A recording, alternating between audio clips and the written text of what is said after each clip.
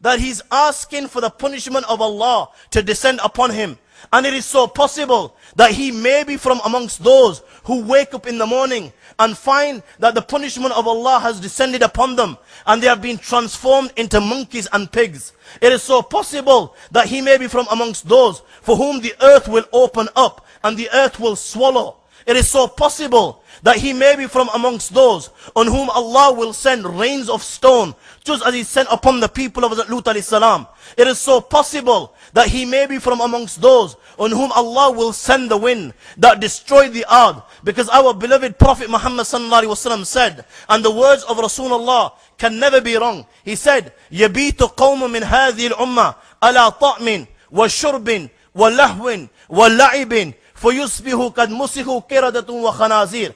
Just like Abdullah is chilling in the latter part of the hours of the night, Nabi Kareem sallallahu alaihi wasallam is saying, there will be people from my ummah who will be chilling in the latter part of the night. They will be drinking, they will be dancing, they will be taking intoxicants, they will be amusing themselves. When all of a sudden in the morning, they will find that the punishment of Allah has descended upon them and they will be transformed into monkeys and pigs. They are the ones for whom the earth will open and the earth will swallow. And people will say in the morning that this morning the earth has swallowed such and such a person. They are the people. On some of them Allah will send rain of stones, just as he sent upon the people of Lut. On some of them Allah will send the wind that destroyed the earth. And why? Nabi Kareem sallallahu alaihi wasallam said, بِشُرْبِهِمُ الْخَمَرِ وَلُبْسِهِمُ الْحَرِيرِ وَإِتِّخَاذِهِمُ الْكَيْنَاتِ وَأَكْلِهِمُ الرِّبَا. Because in the dunya, they the ones that will spend the Friday night taking intoxicants, taking dope, snorting cocaine,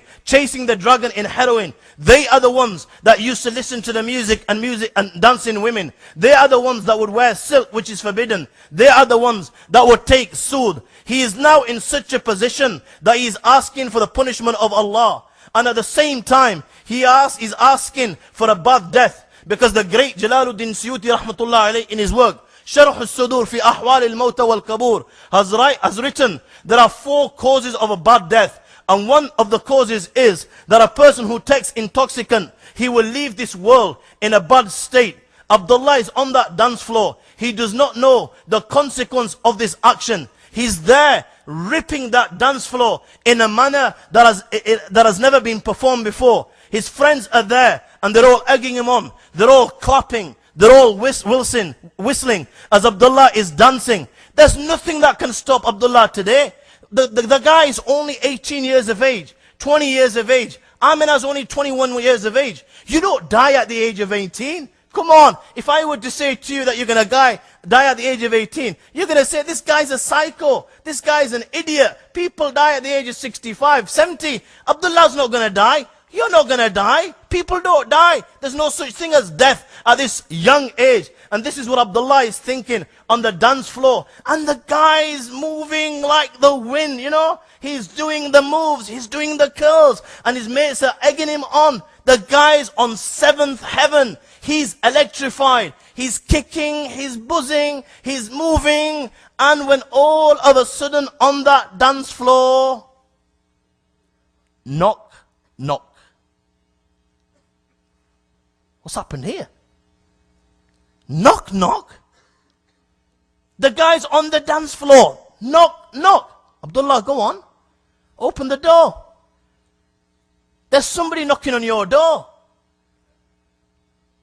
You know, even though he's intoxicated on the 7th heaven, Abdullah's now frozen. On the dance floor, he's frozen. And his friends are there clapping and egging him on.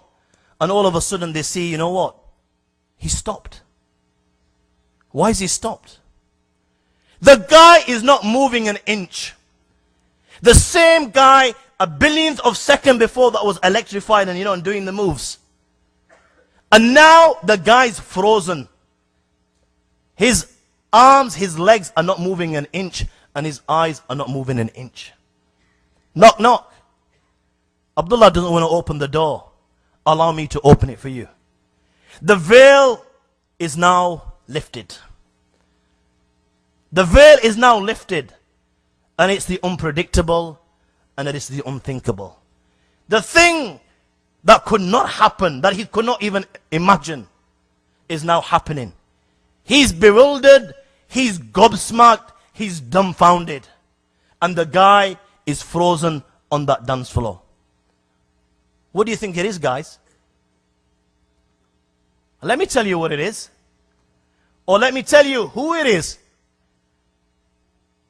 This is the DJ AOD. The DJ AOD. This guy, if I can call him guy, you will never hear a mix better than his. He is the guy with the evilest mix in the entire universe. And he's come to give him a shake. You know, the guy was loving all these different mixes and he was moving to the beats and to the tunes, and he's got the DJ AOD standing right in front of him. Right in front of him, the angel of death is standing there right in front of him. And now he's panicking. That's why he's frozen. He knows. All of a sudden, you know, even the guy that didn't practice before, when he sees AOD, believe me, he will come to his senses. And the angel's standing there with a mace. And he gives him his mix. And he will strike the fork. And it will penetrate inside his body. The forks of the mace will penetrate inside his every limb. Can you imagine a thorn bush which has hundreds and thousands of thorns, a rose bush with hundreds and thousands of little thorns?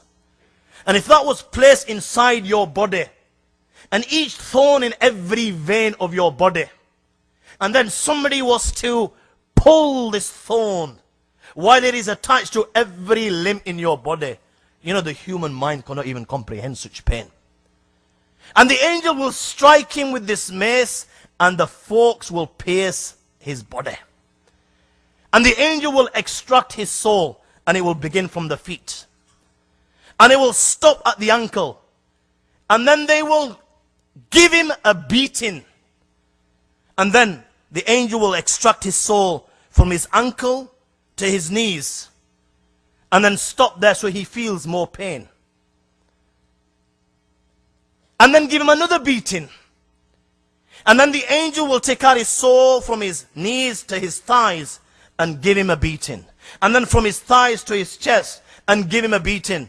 And finally the angel will say to him, "Ukhruji ayyatuha an-nafs al-la'ina al-mal'una ila samumin wa hamim wa dhillin min yahmum la baridin wa la kareem." You wanted to go, you wanted a club. Come on, let me take you to a club. Come out, O accursed soul, to a place of scalding water, of hot air, shadows of black smoke, which is nor cool and nor refreshing. And the angel will take his soul. And you know what? Abdullah's gone in such a state that his iman was above his head. He went. You know, this doesn't happen, does it? I'm just talking Jackanoris. This is just a fairy tale. Believe me, you know what? The day you're on that thing, and the day you're intoxicated and your iman's above your head, and the AOD is standing before you, you know what? You'll say, this Maulana wasn't telling Jackanoris, he was telling us the reality. He was telling us the reality. How many of our sons and daughters have gone and left this world in such a condition in which they were intoxicated? Whether they were stoned out of their heads as a result of alcohol, or whether they're stoned out of their heads as a result of dope, whatever it may be. How many sons and daughters that this ummah has lost, that their children have left the world in this state? Now Abdullah's gone and left the world in this state. And now this is where the party begins. The angel has taken his soul. The first thing that begins to rejoice, وَطُلْئِنَهُ بُقَاءَ الْأَرْضِ الَّتِي كَانَ يَعْصِي اللَّهَ عَلَيْهِ.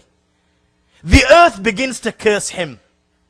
And the earth begins to rejoice, Ki Allah, tera lakh lakh shukr ya Allah. I thank you a million times.